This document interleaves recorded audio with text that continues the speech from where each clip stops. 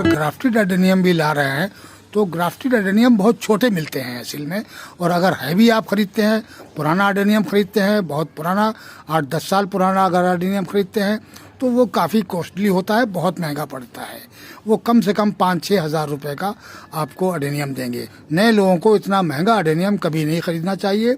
और ये जो अडेनियम होते हैं देखिए इस साइज़ के, ये अच्छे खासे 300-350 के मिल जाते हैं, तो इनको आप ख़रीद लें। लेकिन उससे आपको तजुर्बा जो है वो बढ़ने लगेगा। जब आप अडेनियम ख़रीद के लाएंगे, यानी छोटे साइज़ का लाइए आप, 300-350 का अडेनियम बहुत अच्छा होता है और अच्छी फ्लोवरिंग करता है, तो उसको आप ख़रीद लाएं और उससे आप गार्डनिंग करनी शुरू करें। अडेनियम की मालूमात फिर धीरे धीरे तजुर्बा बढ़ता रहेगा। हेलो गाइस एवरीवन, कैसे हैं आप लोग? आप देख रहे हैं my YouTube channel the Mughal heaven में आप लोगों का स्वागत है। तो दोस्तों, आप भी अगर इस टाइम पर अडेनियम ख़रीदना चाहते हैं तो कुछ दिन रुक जाइए, बस 20-25 रोज़ रुकने के बाद में ही अडेनियम को ख़रीदें। हाँ, अगर किसी नर्सरी से आप ख़रीदना चाह रहे हैं और कोई नया अडेनियम को ले रहा है, यानी पहली बार अडेनियम को ले रहा है, तो वो ओवेसम अडेनियम देसी वाले जो होते हैं उनको ख़रीद सकते हैं। और लाके अपने नर्सरी से अगर आपने ख़रीदा है तो वो पोट के अंदर मिलता है नर्सरियों में, तो पोट के अंदर मिलते हैं, तो उनको लाकर अपनी गार्डन के अंदर एज इट इज़ ऐसे ही रख दें पोट के अंदर। और उसको रिपोर्ट वगैरह अभी ना करें, रिपोर्ट आप फरवरी में ही करें उसको, जब आपका देखें कि मौसम अच्छा खासा 20-25 डिग्री टेम्परेचर हो चुका है, तो उस टाइम पर आप अपने पोट के अंदर उसको रिपोर्ट कर सकते हैं। क्योंकि इस टाइम पर अडेनियम रिपोर्ट नहीं कर सकते हैं, बहुत ज़्यादा ठंड पड़ रही है, तो रिपोर्टिंग के लिए कुछ दिन आप रुक जाएं। और अगर ऑनलाइन मंगवाना चाह रहे हैं तो ऑनलाइन अभी कम से कम 20-25 दिन अडेनियम ऑनलाइन मत मंगवाएं, क्योंकि वहाँ से तो पोट के साथ नहीं आते हैं अडेनियम, ज़्यादातर खुले अडेनियम आते हैं वहाँ से, अखबार के अंदर लिपटे हुए और डब्बे में पैक करके भेजते हैं, तो वो खुले होते हैं। तो वो अगर आप मंगवा लेंगे तो ऐसे में उनकी रिपोर्टिंग हर पुराना आदमी तो कर भी सकता है, लेकिन नया कोई इंसान उसको जो पहली बार अडेनियम को मंगवा रहा है या ज़्यादा तजुर्बा नहीं है, यानी जल्दी अडेनियम का काम शुरू किया है, तो वो फिर उसको रिपोर्ट इस टाइम पर नहीं कर सकते हैं।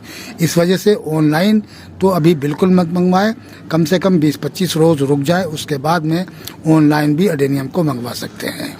अच्छा, एक बात और है कि इस टाइम पर नर्सरी में भी अगर अडेनियम लेने आप जाएंगे तो वहाँ फ्लावरिंग तो इस टाइम पे होती नहीं है, तो आपको यह नहीं पता चलेगा कि हम किस कलर का कैसा अडेनियम ले रहे हैं। अगर आप फ्लावरिंग के टाइम पे अडेनियम को लाते हैं तो अपने मर्ज़ी का फ्लावर देखकर और फिर अडेनियम को ख़रीद सकते हैं, और वो आपकी मर्ज़ी का होगा तो आप उसकी केयर भी बहुत अच्छी तरीके से करेंगे। और इस टाइम पर फ्लावरिंग अडेनियम कर नहीं रहे हैं तो पता ही नहीं चलेगा आपको कि हम अडेनियम किस तरीके का ख़रीद रहे हैं, यानी फूल कैसा आएगा इसके अंदर। अगर हमें इसकी मालूमात नहीं होती है तो फिर बाद में पता चला कि वो अगर फूल खिला उसके अंदर और वो फूल हमें अच्छा नहीं लग रहा है, तो उससे फिर आपका दिल दुखेगा, पैसे खामखा के आपके अडेनियम के अंदर जाएंगे। तो ग्राफ्टेड अडेनियम जब भी ख़रीदें तो फ्लावरिंग देखकर ख़रीदें, वो ज़्यादा बेहतर रहता है। हाँ, अगर देसी वाले अडेनियम ख़रीद रहे हैं आप, यानी जो आदमी पहली बार अडेनियम को ख़रीद रहा है और अपने गार्डन में अडेनियम को रखना चाहता है, तो वो देसी अडेनियम से ही शुरू करना चाहिए उसको। तो देसी अडेनियम जो है वो कम मरते हैं और कम केयर चाहते हैं वो, तो वो आसानी से नया आदमी उसको पाल सकता है और अच्छी फ्लावरिंग ले सकता है। जब धीरे धीरे उससे तजुर्बा बढ़ने लगता है तो फिर आप ग्राफ्टेड अडेनियम भी अपने गार्डन के अंदर रख सकते हैं। तो जब आप देसी अडेनियम ख़रीद के ले आएँ तो उसको एज इट इज़ ऐसे ही गमले में रखा रहने दें, क्योंकि आपने नर्सरियों के अंदर तो ज़्यादातर गमलों के लगे हुए मिलते हैं, तो वो उसको उसी तरीके से रखा रहने दें। कोकोपीट में अगर लगा हुआ है तो कोकोपीट में भी उसको छेड़ें नहीं, उसको निकालें नहीं। 20-25 दिन के बाद जब गर्मी अच्छी पड़ने लगे तब उसको निकालें और अच्छी सी सॉइल बनाएं उसके लिए, वेल ड्रेन। अगर आपने पूरी मालूमात नहीं है आपको तो किसी का वीडियो देख लें। अगर हमारा देख सकते हैं तो देखें, नहीं तो किसी का भी देख सकते हैं कि एडेनियम के लिए सॉइल कैसे बनती है। तो उस तरीके की सॉइल बनाकर आप अपने एडेनियम को रिपोर्ट कर सकते हैं। और उसके अंदर पानी वगैरह जो है जब आप रिपोर्ट करें तो पानी वगैरह जो है वो कम से कम 2-3 दिन तक ना दें। शेड के अंदर रखें और शेड के अंदर 3 दिन रखा रहे। उसके बाद में उसमें हल्का हल्का पानी देना शुरू करें और 2-2 घंटे की धूप में उसको रखना शुरू करें। जब देखें कि हमारे ग्रोथ शुरू हो गई है, नए लीव्स निकलने लगे हैं, तब आप एडेनियम को परमानेंट धूप के अंदर रखना शुरू कर दें। कुछ ही दिन के अंदर उसके अंदर से वर्ड्स आ जाएंगे और आपकी फ्लावरिंग शुरू हो जाएगी। और अगर ग्राफ्टेड एडेनियम भी ला रहे हैं तो ग्राफ्टेड एडेनियम बहुत छोटे मिलते हैं असल में। और अगर हैवी आप खरीदते हैं, पुराना एडेनियम खरीदते हैं, बहुत पुराना 8-10 साल पुराना अगर एडेनियम खरीदते हैं तो वो काफ़ी कॉस्टली होता है, बहुत महंगा पड़ता है। वो कम से कम 5-6 हज़ार रुपये का आपको एडेनियम देंगे। नए लोगों को इतना महंगा एडेनियम कभी नहीं ख़रीदना चाहिए। और ये जो एडेनियम होते हैं देखिए इस साइज़ के, ये अच्छे खासे 300-350 के मिल जाते हैं। तो इनको आप ख़रीद लें कि अगर फ्लावरिंग नहीं भी आ रही है तो आप एक आध प्लांट उसको खरीद सकते हैं। और जो भी बाद में देखा जाएगा कि जैसे ही फ्लावरिंग होगी, लेकिन उससे आपको तजुर्बा जो है वो बढ़ने लगेगा। जब आप एडेनियम खरीद के लाएंगे, यानी छोटे साइज़ का लाइए आप, 300-350 का एडेनियम बहुत अच्छा होता है और अच्छी फ्लावरिंग करता है, तो उसको आप ख़रीद लाएं और उससे आप गार्डनिंग करनी शुरू करें। एडेनियम की मालूमात फिर धीरे धीरे तजुर्बा बढ़ता रहेगा और एडेनियम की मालूमात होती रहेगी। तो इस तरीके से साथियों देखिए, इस तरीके से मैंने कुछ एडेनियम निकाले हैं और ये देखिए हमारे एडेनियम बिल्कुल डोरमेंसी में नहीं गए हैं। तो इन एडेनियम पर हम कुछ आज ऐसा काम करने को हैं कि क्योंकि आगे टाइम आ रहा है 20-25 दिन के बाद ये एडेनियम ग्रोथ लेने लगेगा, जिसके अंदर इस टाइप के रूट आ रहे हैं, यानी एरियल रूट अगर जिसके अंदर प्लांट के अंदर आ रहे हैं, तो ऐसे टाइम पर कोई काम तो है नहीं एडेनियम के अंदर, ना पानी देना है ना फर्टिलाइज़र देना है। अभी 15-20 दिन तक किसी किस्म का कोई काम नहीं करना है। तो ऐसे में क्या काम कर सकते हैं, आपके एडेनियम के अंदर अगर एरियल रूट बाहर निकल रहे हैं तो उनको आप निकाल दें और अच्छी तरीके से उसमें फंगिसाइड वगैरह लगा दें। तो वो अभी हम आपको दिखाएंगे करके। मेरे पास 2-3 एडेनियम ऐसे हैं कि जिनके एरियल रूट काफ़ी ज़्यादा उसके निकले हुए हैं। उन एरियल रूटों को मैं निकाल कर और उस पर अच्छी तरीके से फंगिसाइड वगैरह लगाएंगे। अब ये देखिए रूट, इसके जो एरियल रूट हैं ये स्कोडेस को बढ़ने से रोकते हैं। इन एरियल रूट को साफ़ कर देना चाहिए बिल्कुल। इससे कोडेस में खूबसूरती भी आती है। जो हम इसको पोषक तत्व डालते हैं वो ये रूट जो हैं वो ज़ाया कर देते हैं काफ़ी। इससे एडेनियम को ये नहीं पहुंचने देते हैं ठीक तरीके से। तो इस तरीके से पहले इन जो एरियल रूट हैं इनको साफ़ कर दें। इससे साफ़ करने से कोडेस का जो लुक है वो भी बहुत खूबसूरत होगा और प्लस जल्दी मोटा होगा। तो इन एरियल रूट को कभी भी एडेनियम के अंदर नहीं रखना चाहिए, ये फ़ौरन साफ़ कर दें। देखिए ये बिला वजह में ये पोषक तत्व जो है एडेनियम के खुद ज़ाया करते हैं बहुत ज़्यादा। तो सबसे पहले हम अपनी छुरी को सैनिटाइज कर लेते हैं।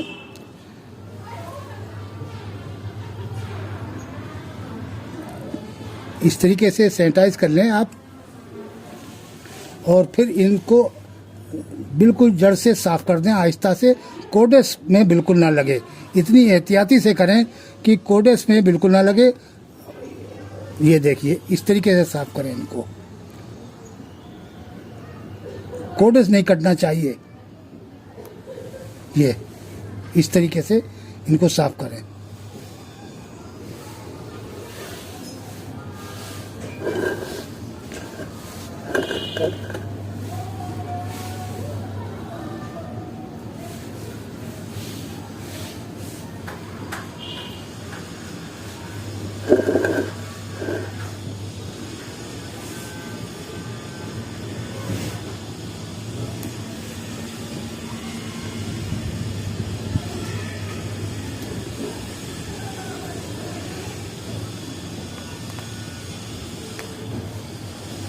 अब इसमें यहाँ से ये जो भी इसके अंदर हम फर्टिलाइज़र वगैरह डाल रहे हैं वो सब ये रूट ले रहा है बिला वजह में और कोडेस तक नहीं पहुँचने दे रहा है। तो इसलिए इस ऐसे रूटों को बिल्कुल साफ़ कर दें। और फिर इसके ऊपर फंगिसाइड लगा दीजिए इस तरीके से। और ये काम जो है वो धूप के टाइम पर करना है, जिस टाइम पे धूप निकली हो उसी टाइम पर करें इसको, क्योंकि धूप जब लग जाएगी इसके अंदर तो किसी किस्म का कोई फंगस वगैरह भी इसके अंदर नहीं लगेगा।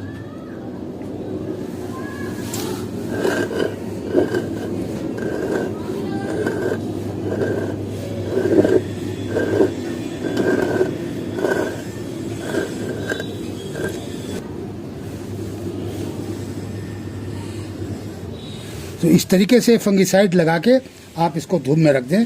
देखिए अब क्या लुक, बेहतरीन किस्म का लुक आ गया है कोडेस का। बेहतरीन कोडेस भी खूबसूरत लग रहा है। तो इस तरीके से आप इनके एरियल रूट को निकाल देंगे। इसी तरीके से इस प्लांट के अंदर भी ये देखिए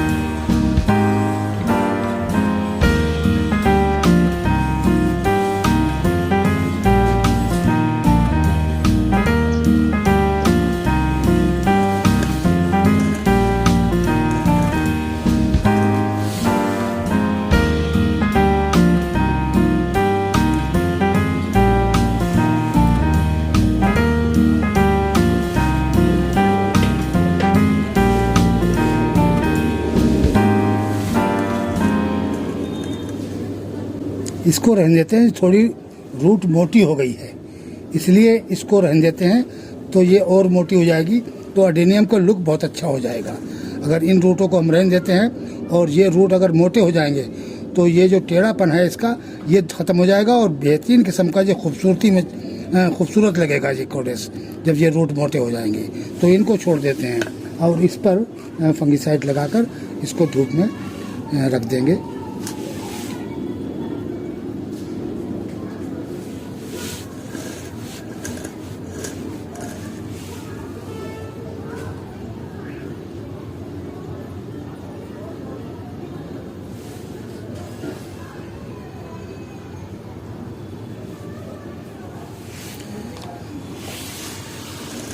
तो साथियों अगर कोई काम इस तरीके का है तो आप अपने अडेनियम में कर सकते हैं। इससे कोडेस में काफ़ी खूबसूरती आ जाती है, लुक इसके अच्छे हो जाते हैं।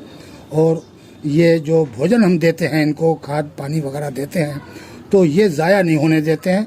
अब वो भोजन जो है वो ज़ाया नहीं होगा, वो अब कोडेस को लेगा और कोडेस जो है जल्दी से जल्दी इसका मोटा होगा।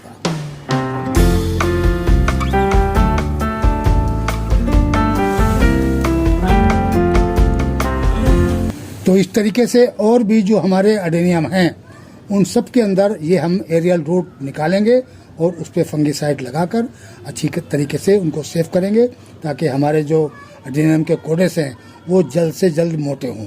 ये अडेनियम के कोडेस को मोटा नहीं होने देते हैं और सारा भोजन अपने अंदर अब्जॉर्ब कर लेते हैं।